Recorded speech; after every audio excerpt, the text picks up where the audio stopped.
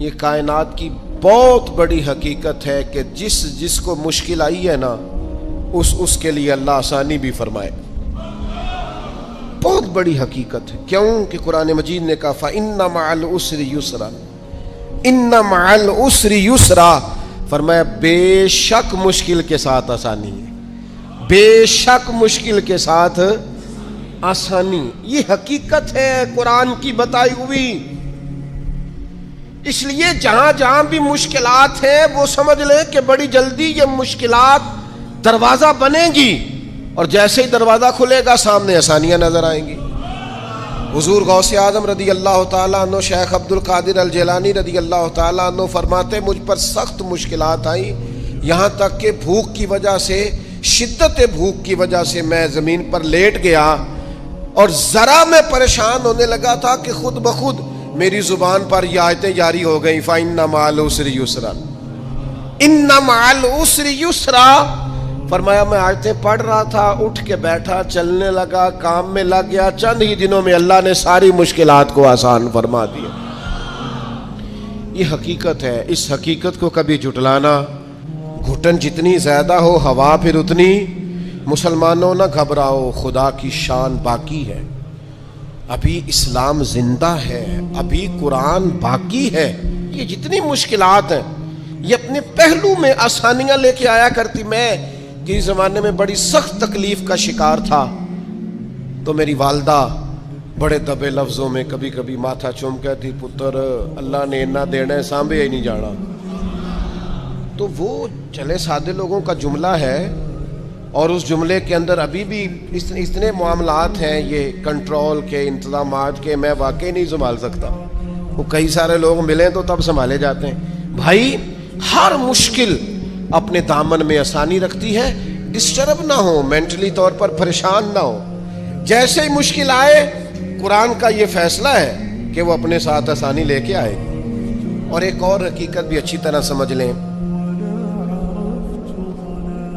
رزق بندے کو تلاش کرتا ہے. آپ کو گھر سے نکلنا ہے، کوشش کرنی ہے، محنت کرنی ہے، لیکن جو جائز نہیں اس کی طرف ہاتھ نہیں بڑھانا، اس لیے کہ جو آپ کا ہے وہ تو آپ کو ڈھونڈ رہا ہے. بس آپ نے کوئی کاروبار شروع کیا نہیں، تھوڑی سی محنت کی نہیں، تو وہ جو آپ کا رزق ہے نا وہ آپ کو تلاش کر رہا ہے، وہ ڈھونڈ رہا ہے، وہ آپ تک پہنچ جائے گا. یہ اتنی بڑی. وہ بہت سارے دوست آگے کہتے ہیں مجھے کسی نے کہا تجھے بندش کر دیا، تو پہلے بھی کہہ چکا ہوں یہ ہو سکتا صحیح ہے اللہ نے بھیجا تھا آپ کی طرف اور رستے میں کسی بندے نے روک دیا. یہ کیسے ہو سکتا ہے؟ اتنی کمزور بات کیسے کر سکتا؟ اللہ نے بھیجا تھا بندے نے بندش کرا دی، یہ کیسے ہو سکتا ہے؟ کوئی بات کو سمجھیں، بھیجنے والا مالک ہے. سنیں رسول اللہ صلی اللہ علیہ وسلم کا اتنا قیمتی فرمان. غربت کے ہاتھوں پریشان ہونے والے اور یہ کہنے والے کہ کئی کاروبار شروع کیے ہیں میرا چلتا نہیں، جو قدم آگے رکھتا ہوں پیچھے جاتا ہے، وہ یہ اس حدیث کو ذرا سنیں اور اپنے ذہن سے ان ساری آزمائشوں کو نکالیں. اللہ کے پیارے رسول علیہ السلام نے فرمایا رزق بندے کو اسی طرح تلاش کرتا ہے جیسے موت بندے کو تلاش کرتی ہے. یہ جہاں بھی ہو، جس مقام پہ بھی ہو، جب وقت آتا ہے تو موت پہنچ جاتی ہے نا. تو جب خدا کا ارادہ کرم ہوتا ہے تو رزق بھی پہنچ جاتا ہے. آپ محنت جاری رکھیں، کاروبار کرتے رہیں، جد و جہد کرتے رہیں، جو آپ کا ہے وہ آپ تک پہنچ جائے گا. اپنی زندگی میں حقیقت پسند بنے. یہ ایسے ہی دوسروں کے پیسوں پر موج کرنے کا ارادہ ترک کر دیں، کسی اور کے گھر جا کے پیٹ بھرنے کا خیال اپنے دل سے نکال دیں. حقیقت پسند بنے، جو آپ کا ہے وہ انشاءاللہ. حضرت مولا علی شیر خدا رضی اللہ تعالیٰ عنہ نے نا ایک انار اللہ کے بارگاہ میں کسی غریب کو دیا انار، تو آپ فرماتے تھے مجھے اس کے بدلے 10 آئیں گے، چونکہ قرآن کہتا ہے ایک کے بدلے 10. تو دروازے پہ ایک شخص آئے دینے کے لیے، وہ دیا آپ نے، تو ایک شخص صاحب انار لے کے آئے، تو انہوں نے مولا علی شیر خدا کو 10 دیے. آپ فرمانے لگے یہ نہیں ہمارے. کہنے لگا آپ کے ہیں؟ فرمایا ہمارے نہیں. کہا آپ کے ہیں؟ یہ ذرا یقین کا حسن دیکھیے. فرمایا ہمارے نہیں. کہا جناب آپ کے ہی ہیں؟ فرمایا نہیں، ہمارے تو آنے تھے 11. چونکہ ایک کے بدلے میں اللہ نے 10 دینے تھے، ایک ہمارے والا اور 10 اللہ کی طرف سے انعام آنے والا. اس شخص نے جیب میں ہاتھ ڈالا, کہنے لگے اے شیر خدا, آپ کے یقین کامل پہ بھی قربان جاؤں, میں 11 ہی لایا تھا, بس دیکھ رہا تھا شیر خدا کیا فرماتے ہیں. آپ کا یقین, آپ کا اللہ کی ذات پر بھروسہ, کیا خوبصورت انداز ہے. محنت تو کی ہے کسی کے گھر میں, مزدوری تو کی ہے کسی کے ہاں, نوکری تو کی ہے کسی کے ہاں, لیکن وہ کی کسی بندے کے ہاں ہے. رزق بارہ اللہ عطا کرے. میرا خیال ہے اگر یہ ذہن بن جائے تو یہ جو ہم روز شکوے کرتے ہیں نا, فلانا ظالم ہو گیا, فلانا جابر ہو گیا, فلانا فاسق ہو گیا, اگر کوئی ہے تو ظاہر ہے وہ اپنے جرم کی سزا پائے گا, لیکن ہم اس آزمائش سے بھی باہر آ جائیں.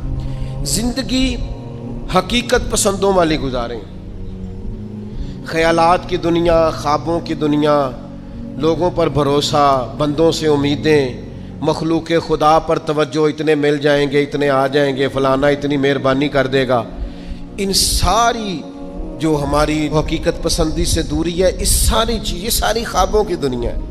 آپ حقیقت کی دنیا میں آئیں, زمین پر آئیں. کبھی بھی وہ کسی نے کہا تھا محبت کو سمجھنا ہے تو نہ سے خود محبت کر, کنارے سے کبھی اندازہ طوفان نہیں ہوتا, پانی میں اترے تو پتہ چلتا ہے پانی کتنا کتنا ہے. اس لیے عزیز بھائی, میری بالخصوص نوجوانوں سے گزارش ہے, حقیقت پسند بنو یار. آپ جو نہیں ہیں وہ بننے کی ضرورت, بہت پہلے کہا تھا, پھر کہتا ہوں. ایک بزرگ کہتے ہیں میں ہر ایک سے نصیحت لے لیتا تھا. ایک طوائف گزر رہی تھی تو وہ بھی مجھے نصیحت کر گئی. میں نے اسے کہا کہ پردہ کر, اللہ سے ڈر. اس نے ایسا جواب دیا کہ کئی گھنٹے بابا جی بے ہوش رہے. کہتے میں نے کہا پردہ کر, اللہ سے ڈر. تو کہنے لگی حضور معاف کرنا, آپ نے ایک بات کی ہے تو ایک میں بھی کر لوں. میں نے کہا بیٹا کر لو. تو کہنے لگی میں انشاءاللہ توبہ بھی کروں گی, پردہ بھی کروں گی, پر ایک بات کرنی ہے, میں جو ہوں وہی کہلاتی ہوں.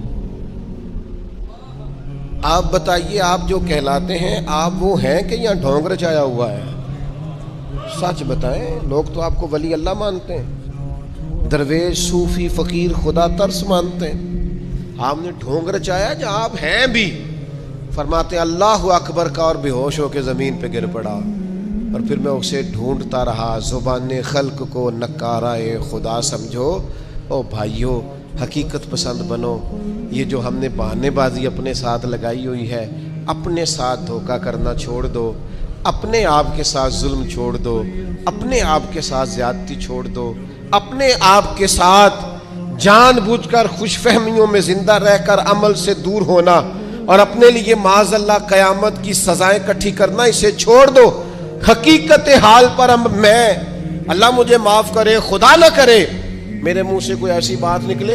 یہاں لوگ بچے داخل کرانے آتے ہیں, کہتے ہیں یہ بچہ داخل کر لیں, حفظ کرا دیں, ہماری بخشش کا ذریعہ بن جائے گا. تو میں کہتا ہوں آپ کی ابھی 35-40 سال 45 سال عمر ہے, آپ اپنی بخشش کے لیے خود تیاری کیوں نہیں کرتے؟ یہ بچہ آپ کی بخشش کے تو کرائے گا, حدیث میں موجود ہے.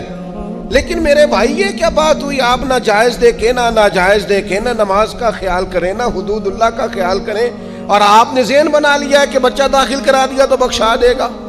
اور وہ جو بخشانے والی بات ہے نا مشکات میں, اس کے بھی لفظ کیا ہے؟ فرمایا جو قرآن مجید کو پڑھے اور قرآن کے حلال کو حلال جانے اور حرام کو حرام جانے, وہ اپنے خاندان کے 10 بندے لے کر جنت میں جائے گا.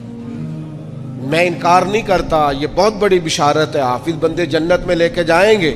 اور اعلیٰ حضرت نے لکھا ہے عالم دین کے شاگردوں کی تعداد آسمان کے تاروں کے برابر بھی ہوئی تو اللہ عالم کی سفارش ان کے حق میں قبول فرمائے گا. یہ بات درست ہے, پر یہ کہ آپ بھروسہ کر کے بیٹھ گئے. حضرت ابو ہریرہ رضی اللہ تعالیٰ عنہ نے کہا تھا حضور جو کلمہ پڑھے گا جنت میں جائے گا. تو یہ روایت میں بیان کر دوں تو حضرت عمر قریب تھے, عرض کی حضور اس طرح تو لوگ عمل کرنا چھوڑ دیں گے.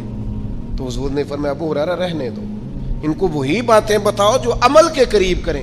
بڑی خوش فہمیاں ہیں, نا عاقبت اندیشیاں ہیں. کبھی کبھی لوگوں کی باتیں سن کے ہم حیران ہو جاتے ہیں کہ یار چھوڑ دیں, آپ حقیقت پسند بنیں, حقیقتوں کا سامنا کریں. ہم دیہاتی لوگ ہیں, ہم دیہاتوں میں دیکھتے تھے لوگ شادی بیاہ کے موقع پر قرض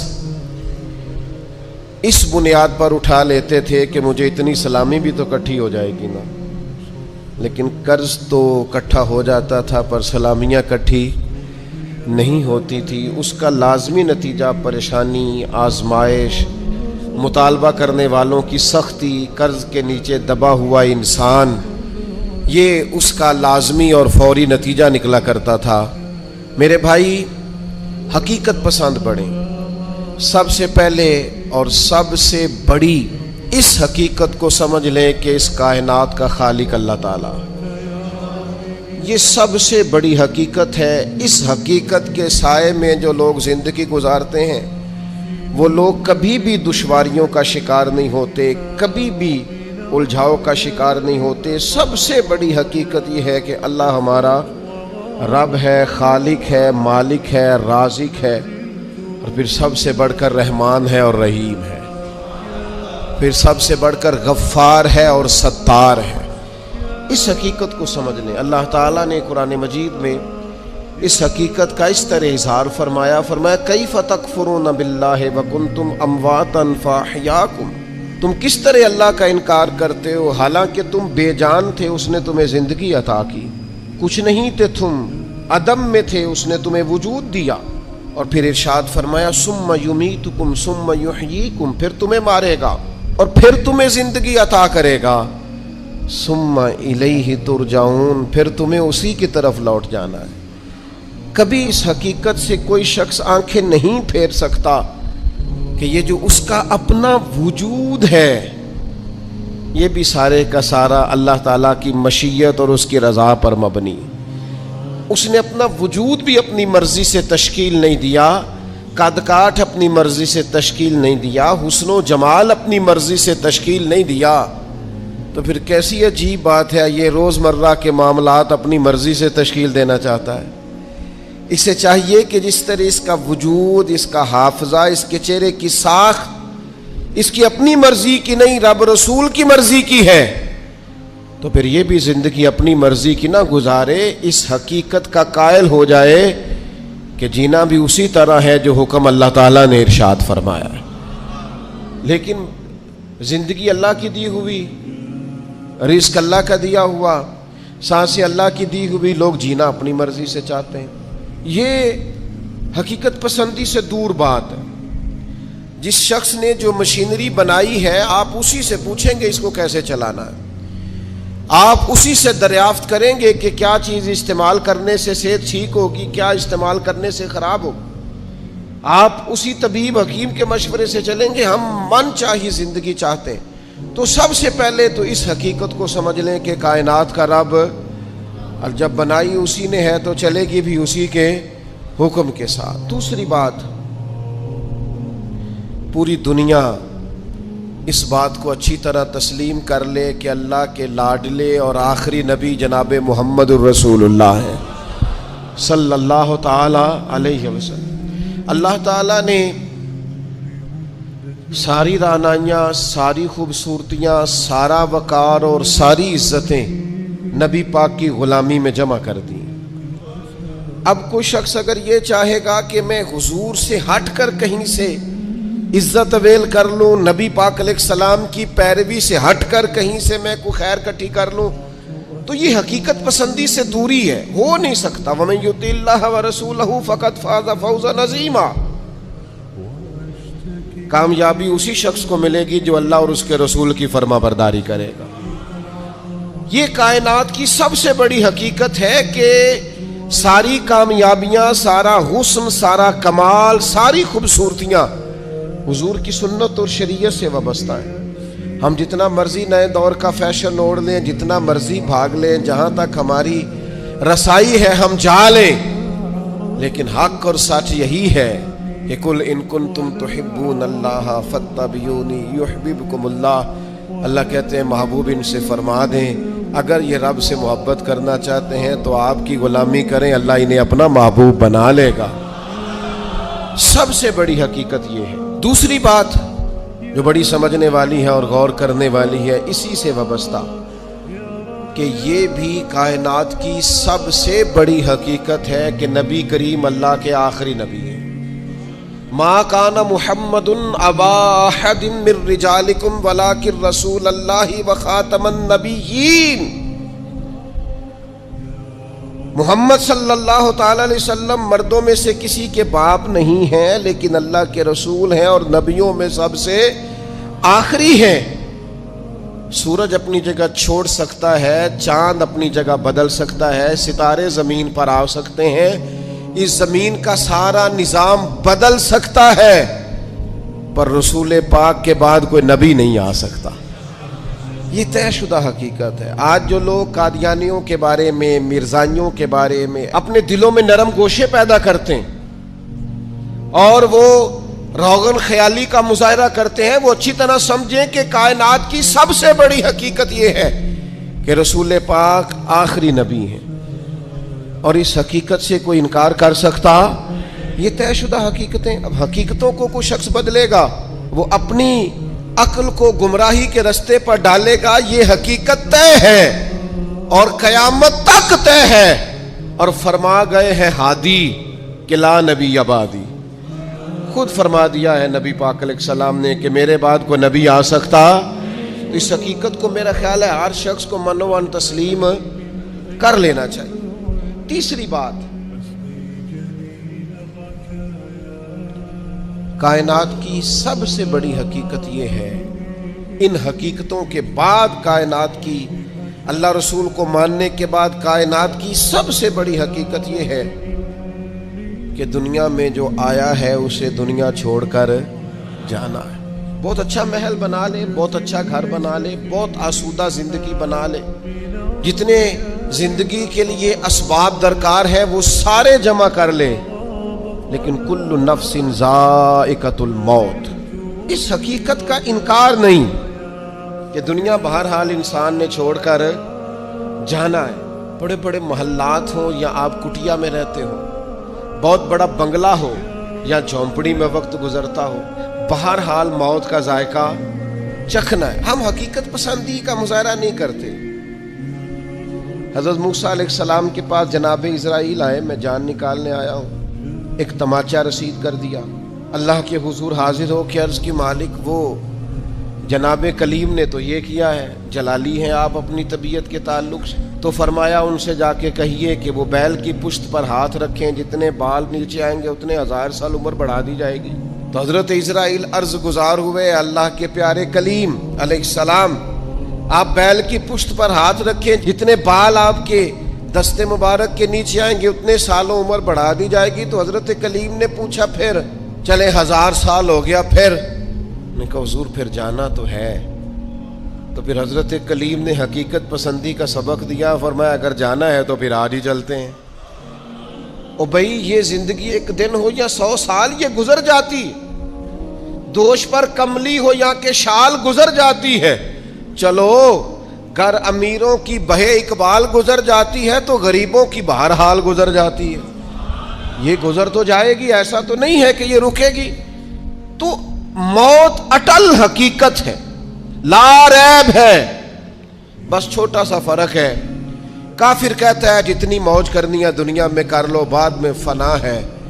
مومن کہتا ہے بقائی اس دن شروع ہونی ہے جس دن قبر میں مدینے والے کی پہلی زیارت کرنی ہے. بس سوچ میں اتنا سا فرق ہے. ہم کہتے ہیں نقطہ آغاز وہ دن ہے جس دن قبر میں جائیں گے، لحد میں عشق رخ شاہ کا داغ لے کے چلے، اندھیری رات سنی تھی سو چراغ لے کے چلے، اور تیرے غلاموں کا نقش قدم ہے راہ نجات، وہ کیا بھٹک سکے جو یہ چراغ لے کے چلے. مومن اپنی زندگی کو مرتب کرتا ہے، وہ سمجھتا ہے یہاں مجھے اللہ کی رضا کے مطابق جینا ہے، اپنے مالک کریم کے حضور سجدہ ریز رہ کر، سرنگوں رہ کر وقت گزارنا، اور پھر قیامت کے دن اللہ کا فضل اور اس کا کرم مجھے نصیب ہو جائے گا. موت اٹل حقیقت. میں آپ سے عرض کروں کوئی نہیں تیاری کرتے لوگ موت کی. جتنی محنت ہے صرف جینے کے لیے، جتنی جدوجہد ہے صرف زندگی گزارنے کے، جتنا وقت ہے صرف 60-70 سال کے لیے. ہمارا اور صحابہ کا فرق یہ تھا کہ وہ جتنی محنت کرتے تھے وہ مرنے کے لیے کرتے تھے. ہم جو کچھ بھی کر رہے ہیں ہم जीने के लिए कर रहे हैं। हमें हर सूरत जीने के असबाब जमा करने, और उनका ख्याल ये था कि असल कामयाबी आखिरत की कामयाबी है। वल आखिरतु खैरुम व अबका, आखिरत खैर वाली भी है, रहने वाली भी है। आखिरत के अकाउंट को मजबूत रखते थे, वहां नेकियां हर रोज जमा कराते थे। कब्र की वो 2 फुट की जगह, उसको खूबसूरत बनाने के लिए वो जिंदगी में गुनाहों से, ऐबों से, जुर्मों से, नाफरमानियों से बचते थे। सारी जद्दोजहद जीने के लिए की, और फिर हाल ये हुआ कि दुनिया से जाते वक्त वसीयतें शुरू कर दी। पुत्र इतने 1000 रुपये फलां जगह खिरात कर देना, इतने लाख फलाने को दे देना। और भाई साहब जितने आपने ज़िंदगी में दिए हैं बच्चों ने भी उतने ही देने हैं। आप फिक्र न करें, जितनी आपने अपने अब्बा जी के लिए दुआएं की हैं उससे थोड़ी कम होंगी, ज़्यादा नहीं होंगी। अल्लाह फरमाते हैं इंसान को वही मिलता है जिसके लिए वो कोशिश करता है। आपने उम्र भर दुनियादारी के लिए कोशिश की तो नतीजा सामने है। इधर आंखें बंद होती हैं, उधर बेटे एक दूसरे पे केस करा देते हैं। ये प्लाट तो अब्बा जी मुझे कह गए थे, यहां तो कच्चा रुका मेरे पास भी है, यहां तो 3 आदमियों से पूछ ले वो मेरे नाम थे। फितने, फसादात, लड़ाइयां और दंगे। खुदारा इस हकीकत को समझ क्यों नहीं लेते कि दुनिया छोड़ के जाना? इस नजरिए को भांप क्यों नहीं लेते कि थोड़े दिनों के लिए आए? ये ज़हन हमारा बन क्यों नहीं जाता? रसूल करीम ने सहाबी का कंधा पकड़ के हिला के कहा था, मुझे तुझसे बड़ा प्यार है। तो या रसूलल्लाह हुक्म फरमाया, कुन फिद दुनिया का अन्नका गरीबुन व आबिरुन सबील व कमा क़ाल सल्लल्लाहु अलैहि वसल्लम। फरमाया हकीकत पसंद रहना, दुनिया में यूं वक्त गुजारना जैसे मुसाफिर गुजारते, राहगीरों की तरह जीना। वो भाई सुबह से शाम तक कोई तो कोशिश करो, दुनिया छोड़ के जानी है, मर जाना है। हमसे ज्यादा बुलंद पाया लोग गुजरे, हमसे पहले जितने थे सारे बुलंद दर्जात के थे। माली तौर पर मजबूत लोग गुजरे, अकली तौर पर मजबूत लोग गुजरे, सरमाया ज्यादा था गुजर गए, इल्म ज्यादा था गुजर गए, फहम ज्यादा था गुजर गए, हिकमत ज्यादा जानते थे गुजर गए, दानाई ज्यादा जानते थे गुजर गए। हजरत इब्राहीम अलैहिस्सलाम के पास जनाब इस्राइल हाजिर हुए, अर्ज की हुजूर चलिए अल्लाह करीम की बारगाह से पैगाम अजल लाया। तो हजरत खलील अलैहिस्सलाम अर्ज करने लगे, मालिक कोई खलील भी अपने खलील के लिए पैगाम अजल भेजता है? तो मालिक ने फरमाया, कोई खलील भी अपने खलील की मुलाकात को नापसंद करता है, तो मिलने के लिए बुलाया है तो आइए ना। तो अर्ज की मालिक को पैगाम कभी पहले आ जाता तो तैयारी कर लेते। तो कहा, इब्राहीम तंदुरुस्त जिस्म में जिस दिन पहला दर्द हुआ था तो पहला पैगाम ही तो भेजा था। स्याह बालों में जिस दिन सफेद बाल चमके थे तो पैगाम भेजा तो था। जिस दिन सीधी कमर दर्द से थोड़ी झुकने लगी थी तो पैगाम भेजा तो था। ये पैगाम तो यके बाद दीगरे आते रहे, आए पैगाम आए। कभी दादा की चारपाई को कंधा दिया, कभी दादी की चारपाई को कंधा दिया, कभी रिश्तेदारों के जनाजे पड़े, कभी माँ बाप के जनाजों को कंधे दिए। वक्त तो सारे देखे, लेकिन क्या ख्याल था सिर्फ उन्होंने ही दुनिया छोड़नी थी।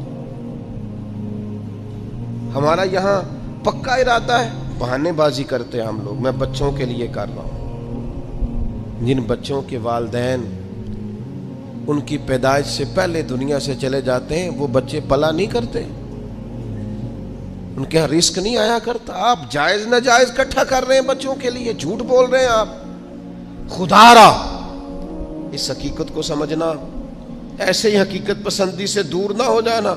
मौत हर वक्त तलाश करती है, ढूंढ लेती है, एक साथ आगे ना एक साथ पीछे, फिर जाना है और बहरहाल जाना है। भूल जाते हैं लोग, नई दोस्तियां बना लेते हैं लोग, नए ताल्लुकात बना लेते हैं लोग। आहिस्ता आहिस्ता हमारे बाद लोग दूसरों को कबूल करना शुरू कर लेते हैं। वो मैं कब्रिस्तान जाया करता था तो पहले कब्रों के पीछे ज़्यादातर यही लिखा होता था, आखिरी आराम का। کچھ عرصہ پہلے چند سال ہوئے میں قبرستان گیا تو ایک قبر کے کتبے کی بیک سائڈ پہ لکھا تھا میں بہت اہم تھا، یہ میرا وہم تھا۔ وہم تھا میرا کہ میں بڑا اہم ہوں، ایسا کچھ بھی نہیں تھا۔ کس نے کہا ہے میں اہم تھا؟ کوئی بھی نہیں، سارے کام چل رہے ہیں، کچھ بھی ایسا نہیں ہوا۔ بھائی اس حقیقت کو سمجھو، جانا ہے اور بہرحال جانا ہے، اور دنیا کو بہرحال چھوڑنا۔ حقیقت پسند بنے، اور یہ جو سہارے ہم نے لیے ہوئے ہیں جان بوجھ کر جھوٹ کے اور ڈانگ ٹپاؤ پالیسی کے، دیکھی جائے گی بس ٹھیک ہو جانا ہے، بس تھوڑا یا اس سے باہر آ جائیں۔ اب کتنی کو دیر، کتنا کو بچپنا، کتنا کو لڑک پن، کتنے کو شغل، کتنا کو تصویروں کی دنیا کی زندگی، کتنا کو خواب۔ میں ایک دوست شکوہ کرنے لگے، کہنے لگے تھوڑا سا الجھ گیا تھا، امید تھی مجھے ڈھیر سارے دوست آ جائیں گے اور میری اس پریشانی میں میرے ساتھ کھڑے ہو جائیں گے اور میں نکل جاؤں گا اس پریشانی سے۔ تو میں نے کہا یہ تو خوابوں کی زندگی ہے، جتنے لوگوں کے ساتھ آپ زندگی میں کھڑے ہوئے اتنوں نے آپ کے ساتھ کھڑے ہونا تھا۔ آپ خود اندازہ کر لیں، ہمیں بہت ساری چیزیں یاد آتی ہیں جب ہمیں کوئی کام بتاتا ہے تو سیم صورتحال دنیا کی ہے۔ ہم حقیقت پسند نہیں، کہانیوں کی دنیا میں زندہ ہیں، رنگوں کی دنیا میں زندہ ہیں، تصویروں کی دنیا میں زندہ ہیں، لائکس اور کومنٹس کی دنیا میں زندہ ہیں، سٹیٹس کی دنیا میں زندہ ہیں۔ حقیقت کچھ اور ہے، افسانہ کچھ اور ہے، خواب کچھ اور ہے، دن کا اجالا کچھ اور ہے۔ میرے بھائی سفر گھر بیٹھ کے میپ پر ماپنا اور ہے، اور سواری پر بیٹھ کر وہ منزلیں طے کرنا کچھ اور ہے۔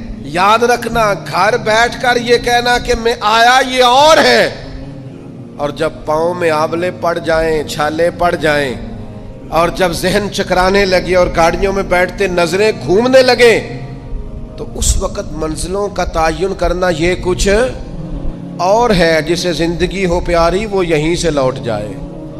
اپنی زندگی میں حقیقت پسند بنے، کم از کم میں، کم از کم آپ، ہم تو اتنا سوچیں کہ یار بس جو اصل ہے اس پر رہیں، اصل سے آگے بڑھنے کی کوشش نہ کریں، ورنہ پھر زندگی ہواؤں کی نظر ہو جائے گی۔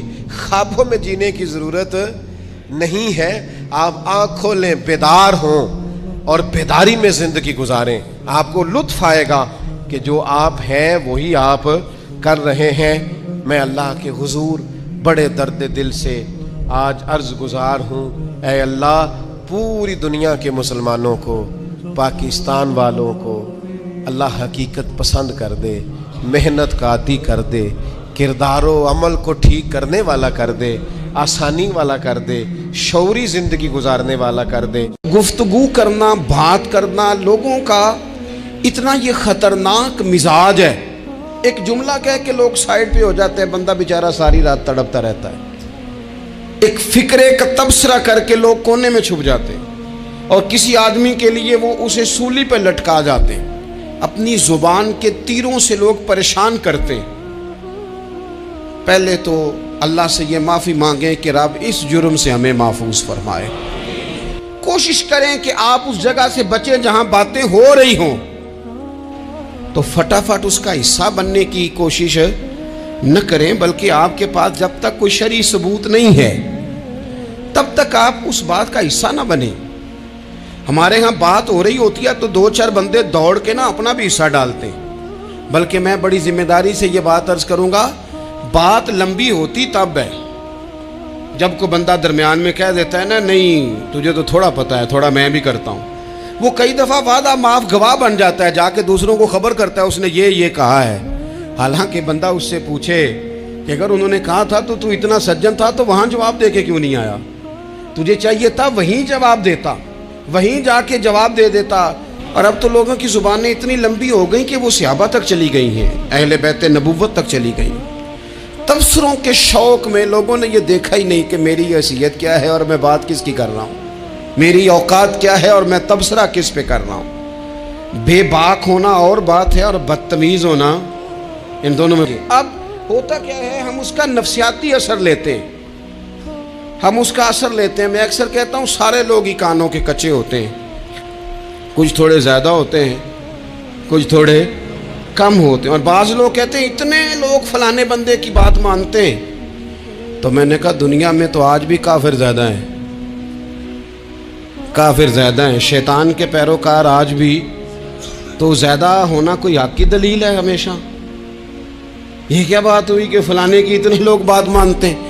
یہاں تو میں نے یہ دیکھا ہے اس معاشرے میں کہ جھوٹے سے جھوٹا آدمی، اس کے بھی فالوور ہوتے ہیں، دغے باز سے دغے باز بندہ، اس کے بھی گویوں کے فالوور، اداکاروں کے فالوور، فلانے کے فالوور۔ اس کا یہ تو بھئی انسان کا مزاج ہے، ہر بندہ کانوں کا کچا ہے، کوئی تھوڑا زیادہ کچا ہے، کوئی تھوڑا کم کچا ہے، تو باتیں تو ہوگی، لوگ منہ میں زبان رکھتے ہیں تو گفتگو تو کریں گے۔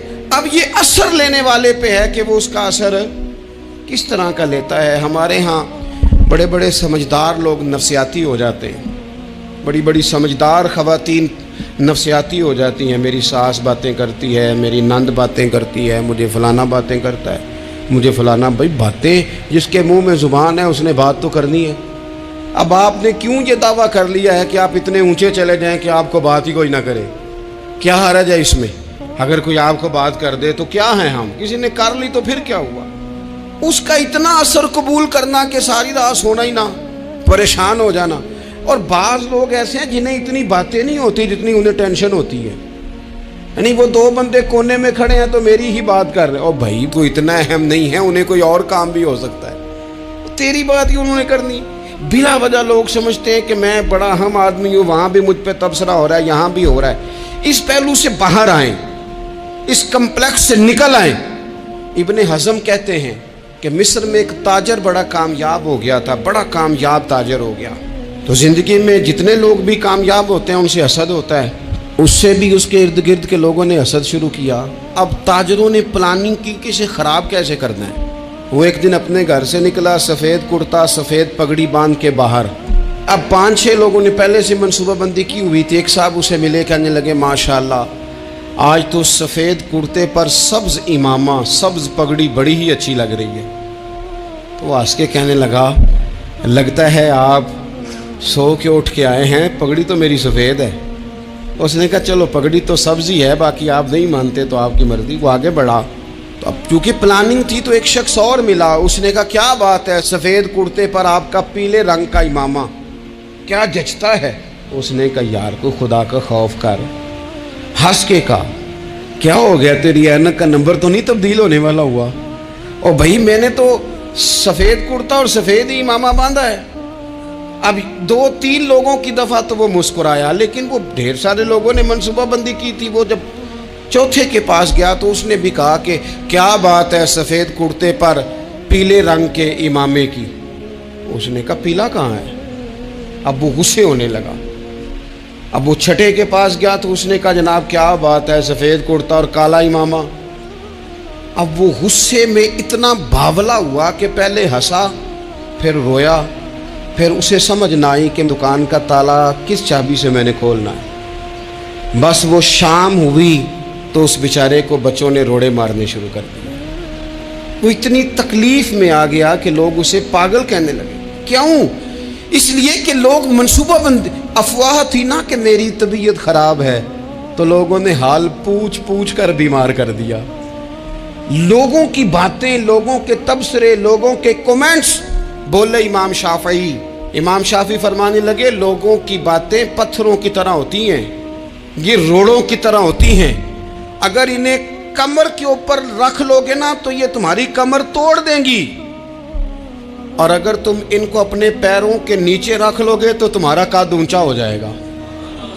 بس دنیا میں وہ لوگ پریشان ہوتے ہیں جو لوگوں کی باتوں کو کندھوں پر سوار کر لیتے ہیں، جو پیروں کے نیچے رکھے، جو پاؤں کے نیچے رکھے ان کا قد۔ وہ پرانے زمانے میں نا عارف رومی رحمۃ اللہ علیہ فرماتے ہیں کہ ایک بیل گائے گر گئی تھی کنویں کے اندر، تو اب وہ لوگ اس کو نکال تو نہیں سکتے تھے، تو انہوں نے اس طرح کیا کہ مٹی ڈالنی شروع کر دی کہ اب بدبو آئے گی، پریشانی ہوگی، تو اس کو بند کر دیتے ہیں اندر ہی کنویں کو، کنواں نئی جگہ پہ کھود لیتے ہیں۔ انہوں نے جب اس کے اندر مٹی ڈالی نا تو وہ گائیں جو تھی وہ مٹی جھاڑ کے تو مٹی کے اوپر آ گئی. انہوں نے پھر مٹی ڈالی تو وہ تھوڑی اور اوپر آ گئی, اور مٹی ڈالی تو اور وہ مٹی ڈالتے گئے اور گائیں وہاں سے کنویں سے باہر آ گئی. لوگوں نے دفن کرنا چاہا, وہ باہر نکل آئی. اور میرے بھائی, لوگ بھی اپنی باتوں میں دفن کرنا چاہتے ہیں, لیکن یاد رکھنا جو چمکنے والے تھے وہ چمکتے ہی رہے. جن کو اللہ نے عزت دی تھی ان کی گھٹائی کوئی نہیں سکا. اتنی اتنی لمبی زبانیں کھول کے لوگوں نے صحابہ کے بارے میں باتیں کی. باتیں ہو رہی ہیں, لوگ جن کو دبانا چاہتے تھے. آج نہیں صوفیاء کی مخالفت شروع ہوئی, ان کے زمانے میں بھی ہوئی, ان کے دور میں ان کے خلاف کتابیں لکھی گئیں. لکھنے والے خدا جانے کہاں ہیں, اور داتا صاحب ہو رہی ہے, خواجہ صاحب ہو رہی ہے. حضور غوث اعظم کے ان کے زمانے میں بھی ایسا نہیں ہوا کہ بڑی خوشی سے لوگوں نے آگے بڑھ کے پھول ڈالے ہوں. ان کے دور میں باقاعدہ جتھے تیار ہوئے, جتھے, اور پورا کام کیا گیا. اور ویسے بھی اگر کوئی شخص آپ کا مخالف ہی نہیں ہے تو پھر آپ کو چمکنے کا مزہ کیسے آئے گا؟ کوئی تو مخالف ہو نا, کوئی تو ہو نا جو کوئی بات کرے. دیکھیں نا, اگر اندھیرا نہ ہو, رات نہ ہو, تو بلب کی کوئی اہمیت رہ جائے گی؟ یہ چمکتا ہی تب ہے جب اندھیرا زیادہ ہوتا ہے. ہم کہتے ہیں اندھیرا ہو گیا, اور بھائی تجھے چمکنے کا موقع دیا ہے اندھیرے نے, تجھے اس نے عروج دیا. تم دیے باد مخالف سے نہ گھبرا اے عقاب, یہ تو چلتی ہے تجھے اونچا اڑانے کے لیے. تو باتوں سے پریشان نہ ہو. میں نے کہا کہ اگر آپ باتوں کا پہاڑ بنا کے اوپر سوار ہو جائیں گے نا تو قد اونچا کریں گی باتیں. جو بندہ ڈسکس ہونے لگ جاتا ہے وہی تو مشہور ہوتا ہے, اسی کی تو بات ہوتی ہے. دیکھیں کیا ہوتا تھا بھلا مکے میں, کوئی بندہ باہر سے آتا تو ابو جال اسے کھڑا کر کے کہتا حضور کے پاس نہ جانا. تو کہتا پتہ تو کروں بھلا نبی پاک کے پاس کیا ہے, پتہ تو کروں بھلا حضور کے پاس کیا ہے. تو جن سے تعارف نہیں ہونا تھا وہ بھی تعارف کرا رہے تھے رسول پاک کا. تو اس لیے باتوں سے گھبرا جانا. ہاں, ایک بات ہمیں کتاب و سنت میں ملتی ہے, اس پر ضرور غور کریں. تہمت والی جگہ سے بچیں, تہمت کا موقع نہ دیں. مطلب بلا وجہ ہی اپنے لیے بحث کا دروازہ کھولنا یہ درست نہیں ہے. اپنے لیے ہم نہ دروازے کھول لیتے ہیں بحث کے, مفت کی بحث ہو رہی ہے, فلانا بھی ڈسکس کر رہا ہے. کچھ چیزیں ایسی ہوتی ہیں جو سب کی سمجھ کی نہیں ہوتی, وہ سب کے سامنے ڈسکس کرنا ضروری نہیں ہوتا. حضرت سیدنا ابو ہریرہ رضی اللہ تعالیٰ عنہ فرمایا کرتے تھے مجھے نبی پاک علیہ السلام نے علم کی 2 تھیلیاں دی ہیں, میں نے ایک کھولی ہے تمہارے سامنے, ایک کھولی ہے, دوسری نہیں کھولوں گا. اس لیے کہ ہر بندے کو بات اس کے ظرف کے مطابق کرنی چاہیے. تو موقع نہ دیں. نبی پاک صلی اللہ علیہ وسلم نے فرمایا اس بندے نے اپنی, یہ بخاری میں موجود ہے, فرمایا اس نے اپنی عزت اور اپنی جان کو محفوظ کر لیا جو فتنے والی جگہ سے بچ گیا. جہاں تہمت لگ سکتی ہے اس جگہ سے بچیں. جان بوجھ کے لوگوں کو موقع نہ دیں باتیں کرنے کا, جان بوجھ کے موقع نہ دیں. جامع ترمذی کے اندر حدیث موجود ہے, حضرت سیدنا عمر فاروق رضی اللہ تعالیٰ عنہ نے ایک موقع پر اجازت مانگی تھی نبی پاک صلی اللہ علیہ وسلم سے. عرض کیا یا رسول اللہ صلی اللہ علیہ وسلم مجھے آپ اجازت دے دیں, میں عبداللہ بن ابی سلول کی گردن اڑا دوں, یہ منافق بار بار آڑے آتا ہے, بار بار تکلیف دیتا ہے, آپ مجھے اجازت دیں میں اسے قتل کر دوں. اب وہ چونکہ کلمہ پڑھتا تھا, ساتھ تو رہتا ہی تھا نا, بہت سارے لوگ اسے مسلمان جانتے تھے. تو حضرت سیدنا عمر فاروق رضی اللہ تعالیٰ عنہ نے اجازت چاہی کہ یا رسول اللہ صلی اللہ علیہ وسلم اگر آپ مجھے اجازت دے دیں, یہ ترمذی میں موجود ہے, یعنی آپ اس جگہ سے بچیں جہاں تہمت لگ سکتی ہے, جہاں بلا وجہ کسی شخص کو شر پھیلانے کا موقع مل سکتا ہے. یا رسول اللہ مجھے اجازت دے میں عبداللہ بن ابی سلول کی گردن اڑا دوں.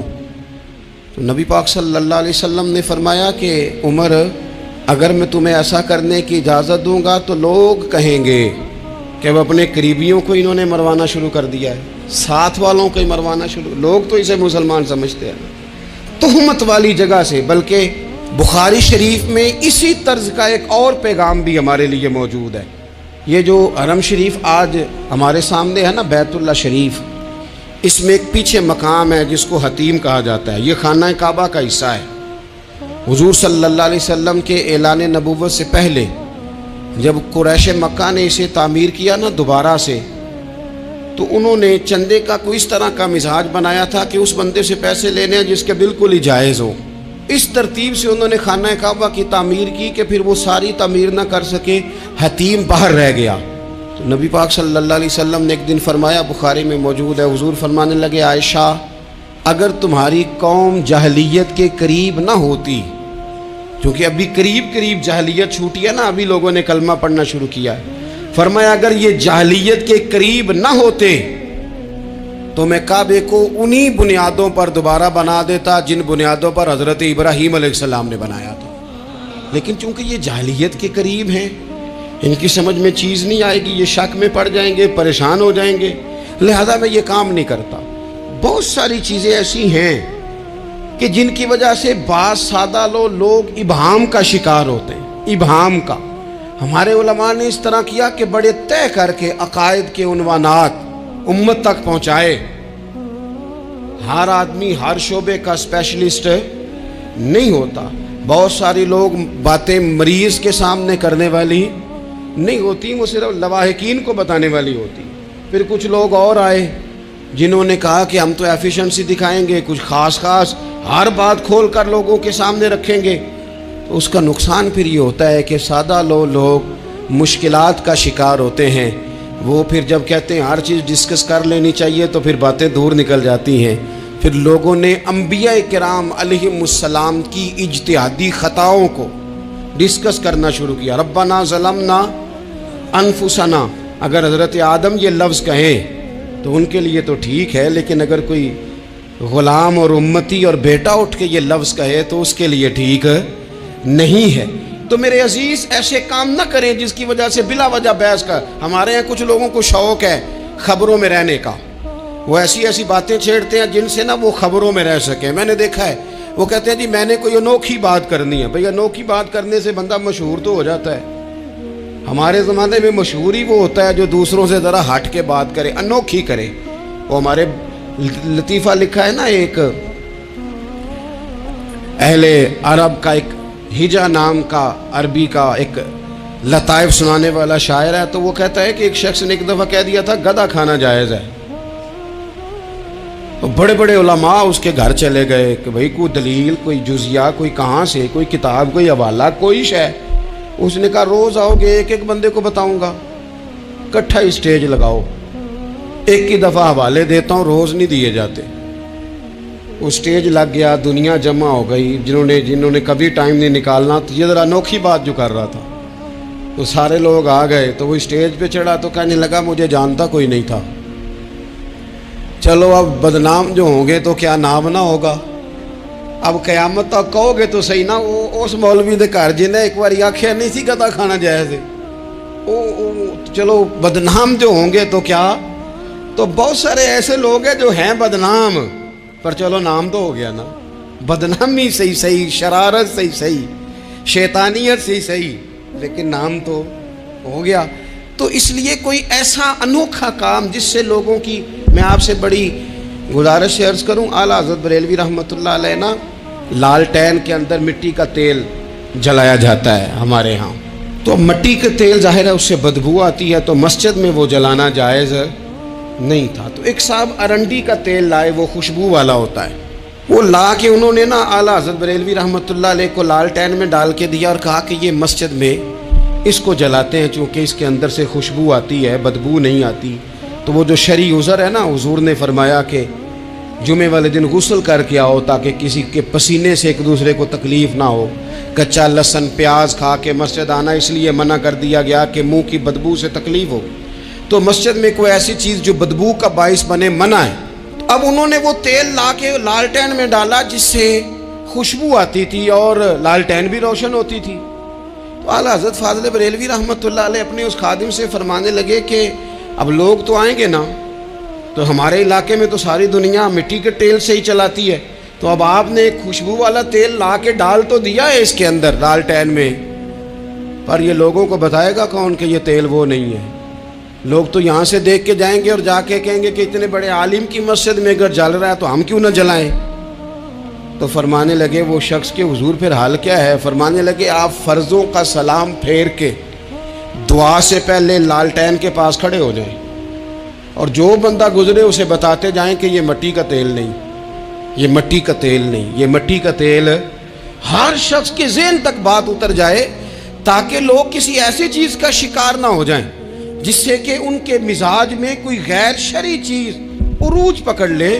تو میرے عزیز، ہم نہ کچھ بدگمانیاں لوگوں کے اندر لوگ ڈالتے ہیں۔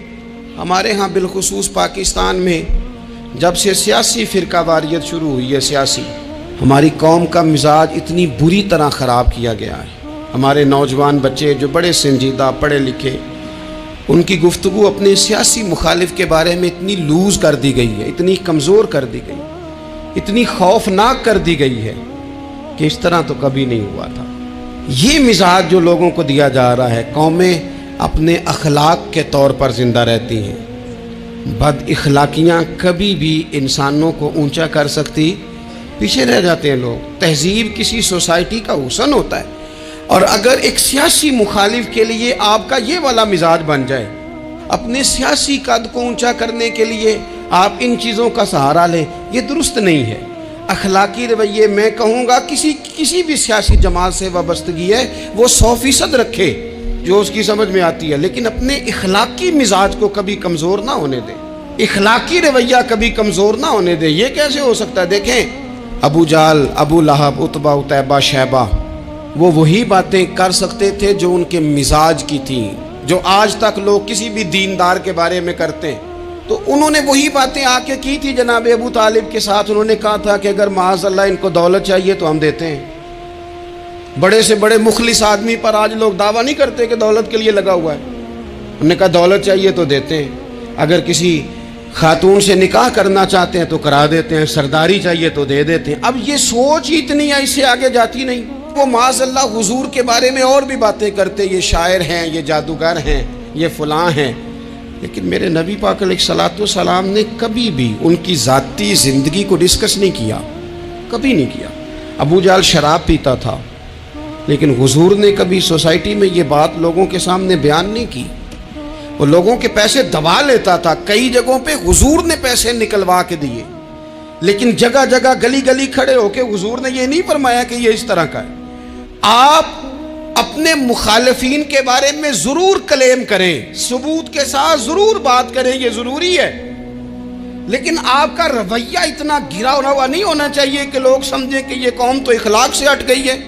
آپ اختلاف کریں، لیکن اختلاف کے بھی آداب ہوتے ہیں، اس ادب کے دائرے کے اندر رہ کے۔ صحابہ کے بیچ بھی رائے کا اختلاف ہو جاتا تھا، ہو جاتا ہے، ہو جایا کرتا ہے۔ حضور اس اختلاف کو قبول کرتے، بھئی ہو جاتا ہے رائے کا اختلاف اپنوں میں، لیکن اس کے اندر انسان توہین پہ اتر آئے، اس کا لہجہ اس طرح کا ہو جائے جس طرح کی بازاری گفتگو کی جاتی ہے، تو محسوس ہوتا ہے کہ یہ تربیت کا فقدان ہے۔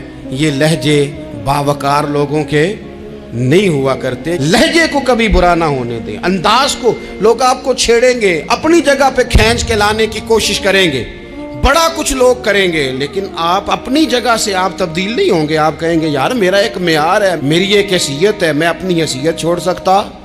میں اپنی حیثیت نہیں چھوڑ سکتا۔ ہر بندے کو آپ ڈسکس کریں گے۔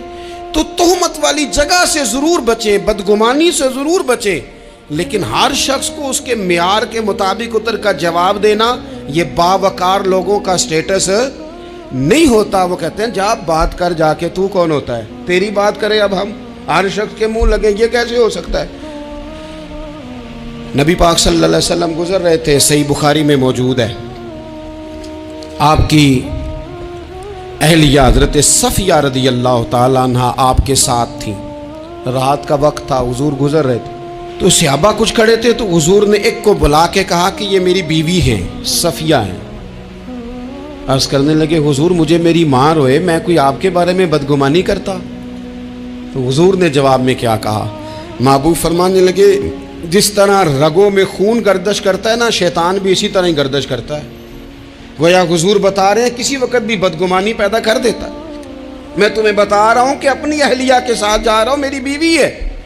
اور نبی پاک کا یہ طریقہ ہے، مسند امام احمد بن حنبل میں حدیث موجود ہے، حضرت عبداللہ ابن مسعود رضی اللہ تعالیٰ عنہ، کمال آدمی حضرت عبداللہ ابن مسعود، حضور نے فرمایا عبداللہ ابن مسعود سے قرآن سیکھا کرو، یہ اسی طرح پڑھتے ہیں جس طرح میرے اوپر نازل ہوا تھا۔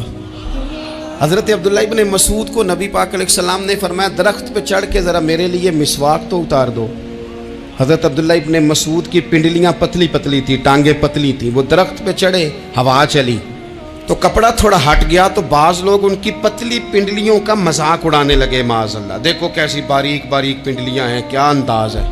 اب حضور بیٹھے ہیں نا, تو انہوں نے جو بات کی تھی وہ بات بھی درست تھی, پنڈلیاں واقعی پتلی تھی, اور کوئی بھی اس انداز میں دیکھتا تو شاید مسکراتا. جب انہوں نے کہا نا دیکھو پتلی پنڈلیاں, تو حضور نے ہمارے لیے طریقہ کیا چھوڑا, ہمارے لیے سیرت کیا چھوڑی. حضور سید عالم فوراً ارشاد فرمانے لگے, نبی پاک فرمانے لگے چپ کرو, تم میرے عبداللہ کی پنڈلیوں کو پتلا پتلا کہہ رہے ہو نا, قیامت کے دن جب میزان لگے گا اور ان پنڈلیوں کا تمہیں وزن پتا چلے گا, پھر پتا چلے گا میرے عبداللہ کی شان کیا ہے. یہ بڑی وزنی پنڈلیاں ہوں گی, جب ان کا میزان پر وزن تلے تو آپ دفاع کریں. بہت سارے باتیں کرنے والے وہیں رہ جاتے ہیں اور کام کرنے والے کہیں کے کہیں پہنچ جاتے ہیں. باتیں کرنے والوں میں سے نہ ہوں, کام کرنے والوں میں سے ہوں. اللہ توفیق عطا فرمائے. آخر دعوانا ان الحمدللہ رب العالمین.